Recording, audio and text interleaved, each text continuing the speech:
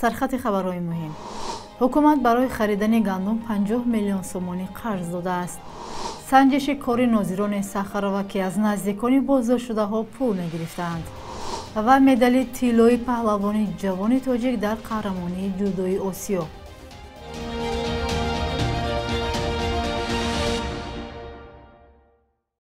روزتان بخیر باشد بیننده‌های عزیز. با امید تنصیحاتی شما برنامه نویدی بامدادی را آغاز میکنیم. امروز چهارشنبه 4 سپتامبر. حکومت تاجیکستان برای خریدن و ذخیره گندم با یک نهاد زیرتابه‌اش 50 میلیون سومانی قرض به فایز داده است. قرار حکومت 24 آگوست تصدیق شده. رادیو آزادی 3 سپتامبر با محتوای آن شناس شد. در سند آمده است 50 میلیون سومانی قرض از حساب فوند استابیلیزاسیونی اوید با رشد اقتصادیات با آژانسی ذخیره‌های مادی نزد حکومت داده می شود. آژانسی وظیفه‌دار شده است که این پول را برای خرید گندم استعمالی از داخل جمهوری صرف کند. قرض به این کارخانه به مهلت 1 سال داده می شود. بخش اساسی طلبات تاجیکستان با گندم و آرد از خارج کشور به خصوص از قزاقستان تامین کرده می شود.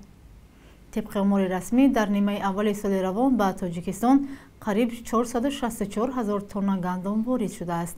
واردات گندم در قیاس به همین دوره سال گذشته 10% بیشتر بوده است.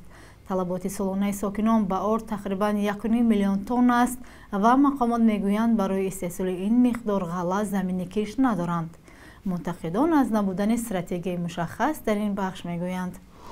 یک خواننده مکتب در ناحیه دیوشتچی ولایت سوخت در روز اولی سال خونش خودکشی کرده است.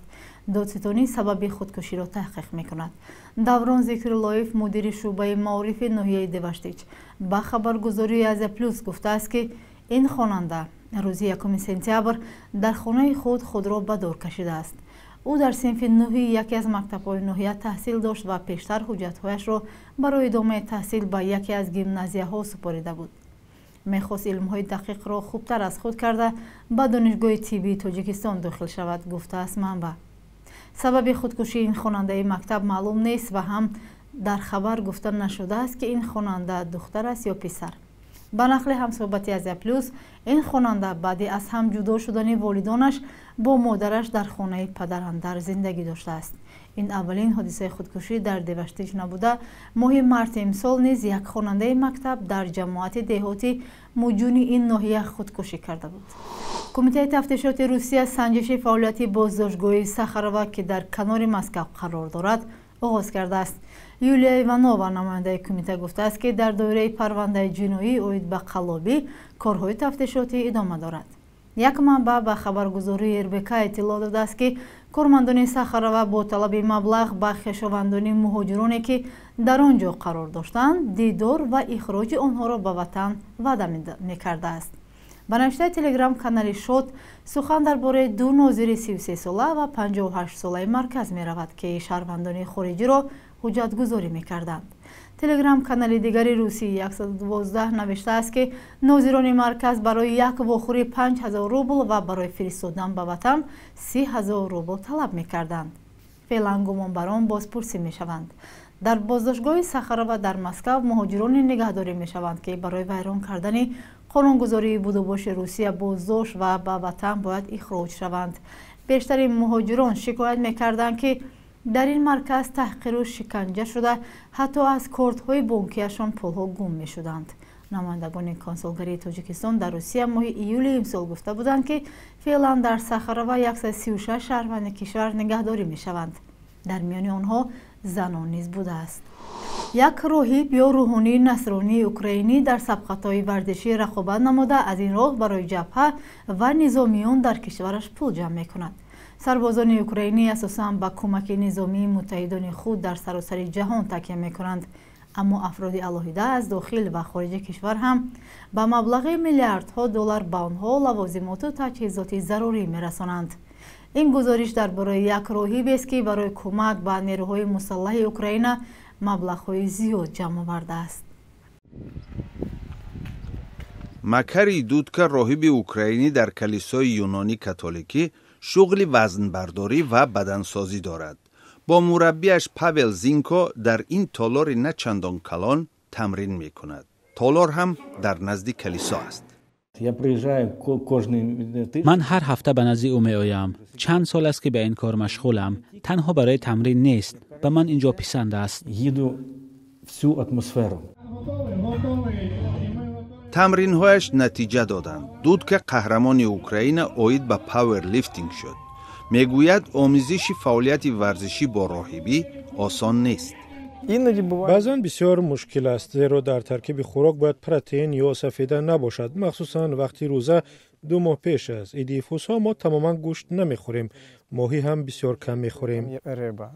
مشغولیت دیگری دودکا جمع‌آوری پول برای خرید لوازمات به نظامیان اوکراین است.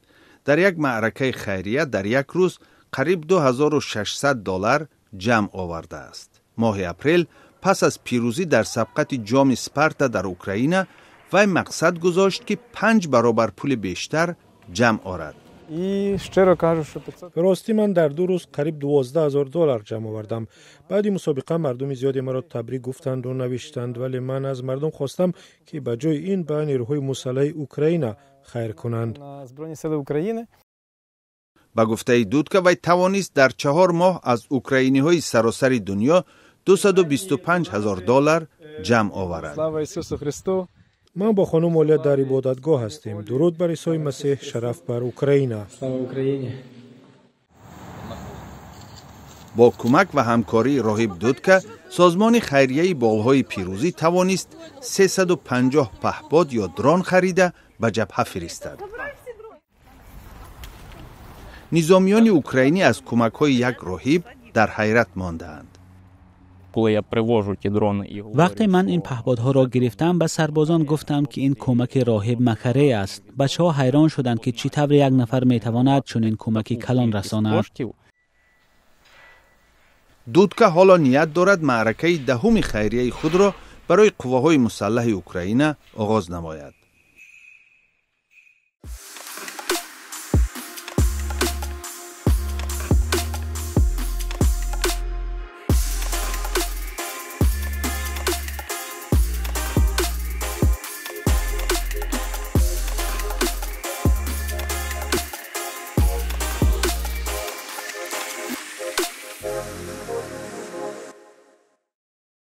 بر اثر حمله موشکی روسیه به دانشکده علاقه در پالتاوای اوکراین کمش 41 نفر کشته شده است. در این باره پرزیدنت اوکراین ولادیمیر زلنسکی و وزارت دفاع آن کشور روز 3 سپتامبر خبر دادند. زلنسکی گفت یکی از بناهای دانشکده قسماً ویران شد. مردم در زیر خرابه ها ماندند. متاسفانه بسیاری ها جان باختند. به اطلاع رئیس جمهوری اوکراین در این حادثه در پالتاوا زیاده از 180 نفر زخمی شدند. ارتش اوکراین روز 3 سپتامبر گفت که در شبانه روز گذشته 27 هواپیمای بی‌سرنشین روسیه را نابود کرد. در عموم روسیه به ولایت‌های کیف، ادسا، خارکوف، نیکولایف، خرسون، پالتاوا، چرنیهوف و سومی 35 درون سر داده است. روسیه در ماه فوریه سال 2022 به خاک اوکراین حمله کرد و درگیری از آن زمان ادامه دارد.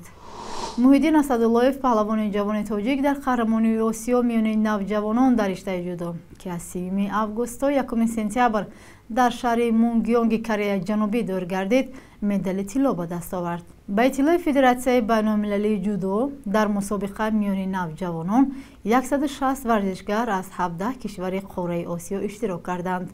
مسابقات طبق قاعده‌های فدراسیون بین‌المللی جودو از روی 14 وزن میان نوجوانان صورت گرفت. با هیئت دسته نوجوانان تاجیکستان در این مسابقه 7 نفر داخل بودند. از بین آنها تنها محیدین اسداللهیف مدال گرفت. این پهلوان 18 ساله تاجیک در وزن تا 73 کیلو در دور نهایی حاجی اکبر تاشوی 20 ساله ازبکستانی را شکست داده به گرفتن مدال طلا مشرف شد. بخش یک روز تاریخ از مهمترین رویداد تاریخی برای امروز خبر می‌دهد.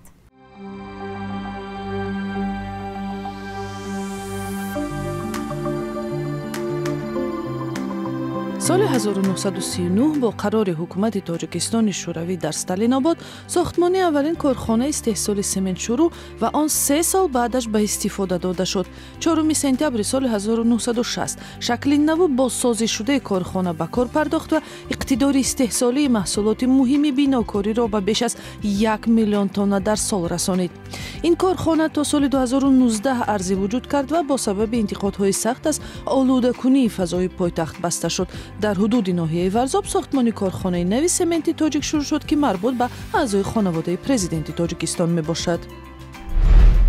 4 سپتامبر سال 1998 شرکت آمریکایی گوگل تأسیس شد که تا امروز یک مخزن مهم اطلاعاتی و جستجویی باقی میماند.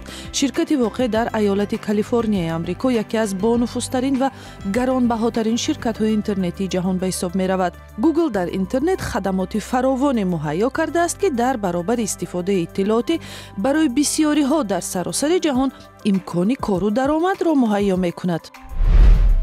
با یک تشبث پرزیدنت تاجیکستان از 4 سپتامبر سال 2007 هر سال در این روز در کشور روز کتاب جشن گرفته می شود. امام علی رحمان که اون روز به مناسبت آغاز ساختمان کتابخانه ملی صحبت میکرد گفت در سراسر تاجیکستان 1330 کتابخانه عمومی فعالیت میکند و نقش کتاب و کتابخانه ها خیلی مهم است. نسل جوان تاجیکستان برای کم توجهی به مطالعه و متخصصان برای سطح پست دانش تنقید شده این مسئله ها از مشکلات جدی کشور عنوان می شوند. و چون همیشه در آخر برنامه از قربی اسعار میگوییم، صبح امروز 1000 روبل روسی به 120 سومونی برابر شده است. 100 یورو به 1178 سومونی و 100 دلار 1067 سومونی عوض کرده می شود.